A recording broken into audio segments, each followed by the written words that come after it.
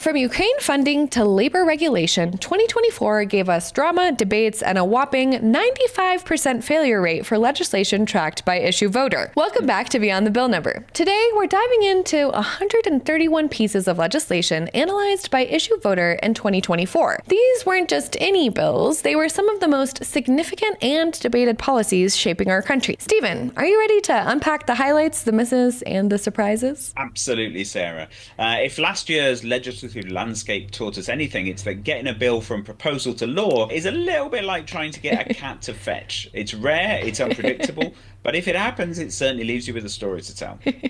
As a reminder, let's just talk about IssueVoter. So IssueVoter is a non-partisan, non-profit organization that aims to give everybody a voice in US democracy. And one of the things they do, as part of amongst all the work that they do, is to analyze key federal bills and then present both sides of the debate to help people form informed views on them, and then give them the opportunity, obviously, to join that debate as well. And they do a great job. And Bill Track 50 is very proud to partner with them and kind of bring a more balanced view to some of the things that are the most common things that we're talking about as a society.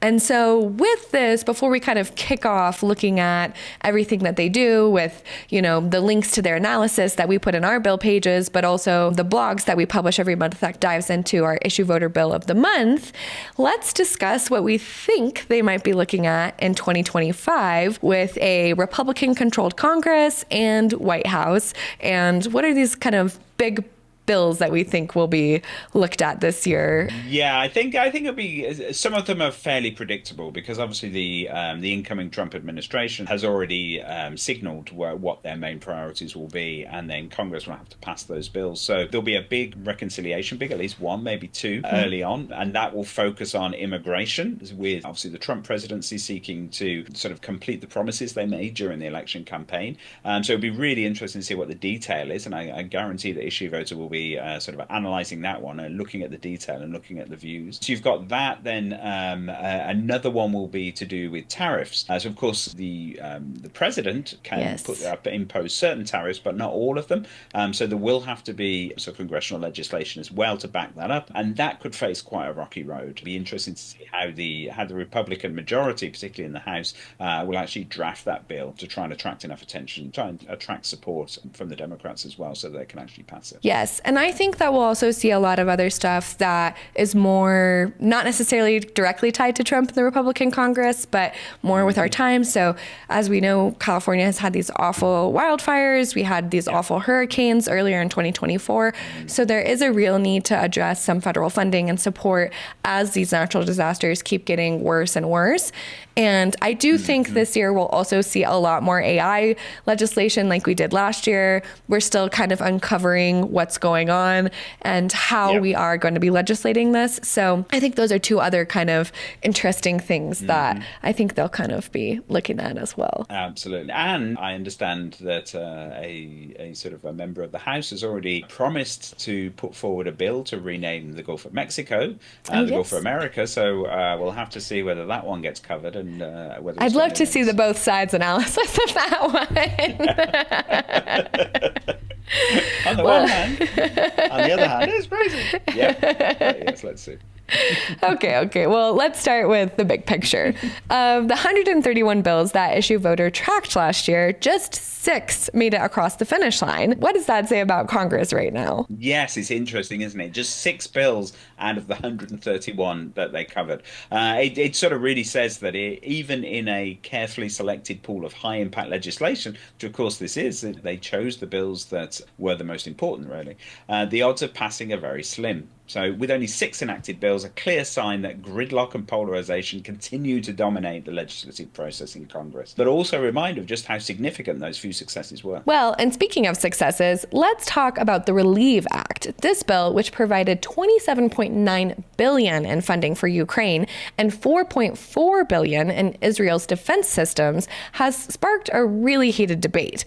What made this bill so polarizing? Well, we spoke about this a little last week in our broadcast broader discussion of the 118th Congress. The Relief Act hit a nerve on two fronts, really. Foreign aid versus domestic priorities. So supporters framed it as an investment in democracy and security. So think of it like Senator Warner's arguments that funding Ukraine also protects American interests. Whereas on the other hand, you've got critics like Republican Matt Gaetz, who saw it as a misallocation of resources, especially with domestic challenges like inflation and infrastructure, which are getting less attention, or as he sees, it's getting less attention as a result of this focus on Ukraine. Yeah, it's interesting because the public engagement on this bill was off the charts.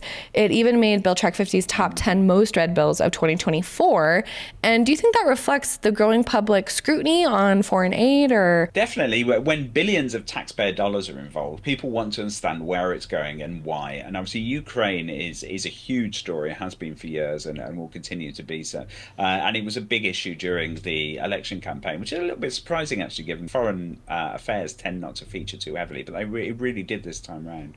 So the Relief Act really tapped into this broader question about America's role in the world, whether domestic or international priorities should take precedence, and in particular how that limited pot of money is spent. Yeah, and I mean, another notable win from 2024 was the Reforming Intelligence and Securing America Act, and this one brought big changes to surveillance practices. So, Stephen, how did this bill manage to pass in such a divided Congress? Well, it was a bit of a success story, really, for how Congress should work, and it passed simply through careful compromise.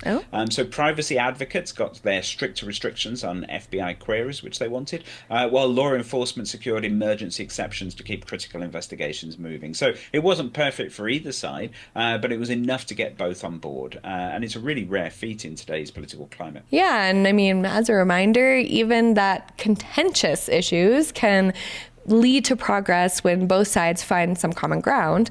And let's pivot to the flip side, bills that didn't make it.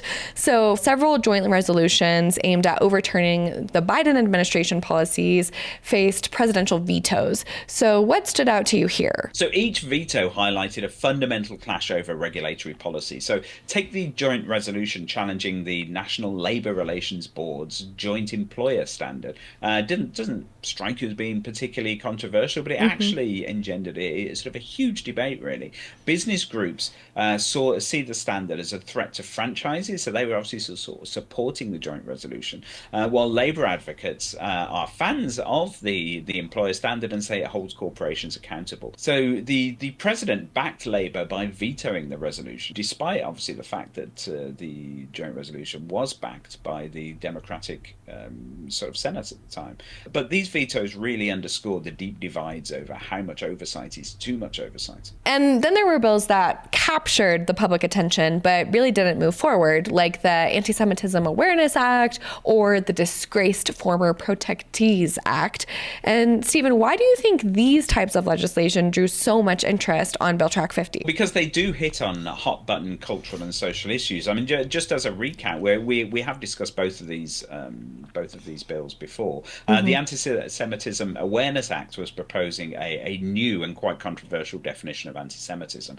The Disgraced Former Protectees Act was, of course, saying you should strip Secret Service protection from any former protectee, such as the president, who's been convicted of a felony. So people were naturally drawn to these types of legislation because they feel really personal and they spark a strong reaction. So meanwhile, of course, the less flashy but equally important bills, like the technical reforms, tend to fly under the radar, even if they have a bigger impact in practice. Both of these bills were good examples of what some people, though, might see as performative politics, bills that aren't the best or most sensible way to address the actual issues, and were always very unlikely to pass. But they do serve to burnish the credentials of the legislators supporting them. They can go out on the campaign trail and say, I supported this act to do X, Y, and Z. And they do generate debate as well, though, which is a good thing. Yeah, and I mean, public engagement is such a key part of this conversation, and that's where platforms like IssueVoter Bill and Bill Track 50 come in. And Stephen, how do we and IssueVoter Bill help bridge the gap between what happens in Congress and what people care about? Well, we certainly try and do our bit to actually help this debate, particularly in the current climate where you've got the vast amount of information, often not reliable, just coming at you from all different directions. And so IssueVoter's analysis breaks down complex bills into sort of understandable summaries with arguments for and against, empowering people to form opinions and then take action. Bill Track 50 seeks to complement that by making it easy to track and research legislation. And together we make civic participation more accessible and impactful. Or at least that's what we try to do. Why don't you let us know whether you think we accomplished that? Well said, and that's something that I think that we do, at least.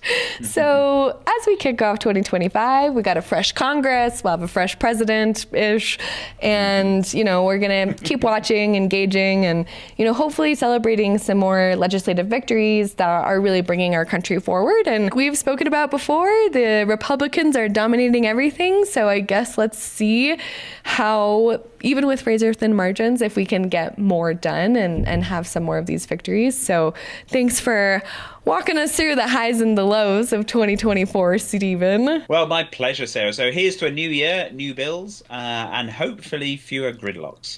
We can dream. Yes, we can. So thanks for listening to Beyond the Bill Number. Until next time, stay informed, stay engaged, and don't forget to check out IssueVoter and Bill Track 50 for your legislative needs this year.